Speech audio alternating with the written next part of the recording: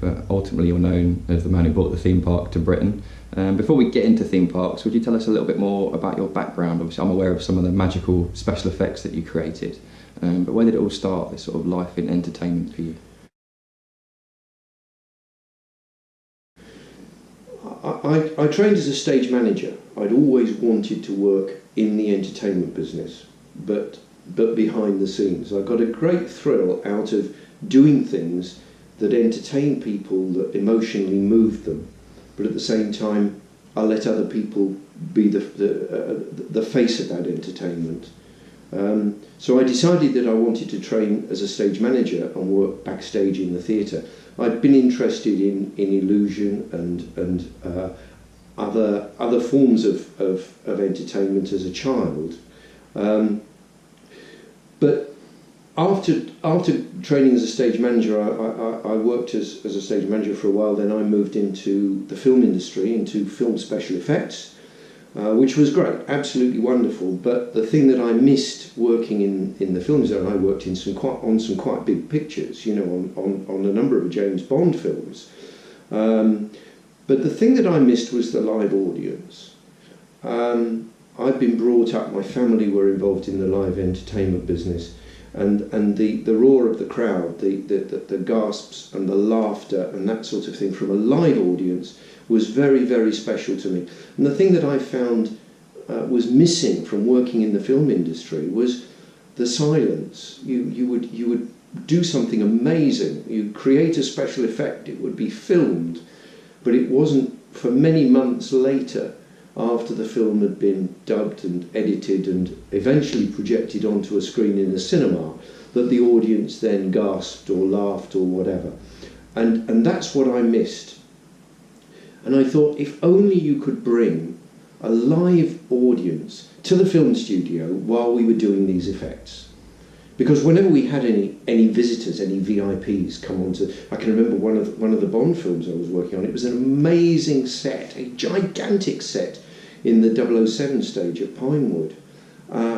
Some VIPs, I don't know who they were, came onto the set, and they were speechless. They could not believe the scale of it. And then I can't remember what the effect was that we did. I think it was in The Man with the Golden Gun, and they were absolutely bowled over by it. And I thought, well, how can we do this for the mass audience? And that was when I thought, well, wait a minute, what is this theme park concept in America? Because I knew that Disney and Disneyland was the product of film talent, of set designers, special effects, and so on. And so I jumped on a plane, went to the States, saw Disneyland, and I thought, this is it. I've got to bring this to Britain. So that was the start of it and how I first got into the business. The problem was how to do it on a British scale, how to translate it across the Atlantic, how to make it work financially, because I knew that there'd been a number of projects that had tried to get off the ground in Britain, and they were going to cost millions of pounds in those days. That was back in the early 70s. And it just basically was not going to work, and all those projects crumbled. So the trick was to find a way to do it and make it financially viable for the British market, which of course is much smaller than the American market. Cool. I think I remember I read something just about some of your early work. Ian Hansen of Tussauds, he once compared your work on an animatronic figure to that of the Wright brothers, which I think is fantastic.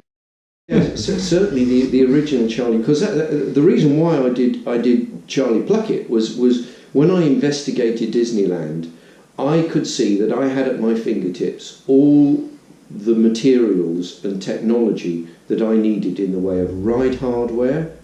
I'd already built a log flume down at Barry Island and dark ride transit systems and so on. So I knew that as far as set design, as far as set building, as far as landscaping, all that was available. The problem was the animated figures.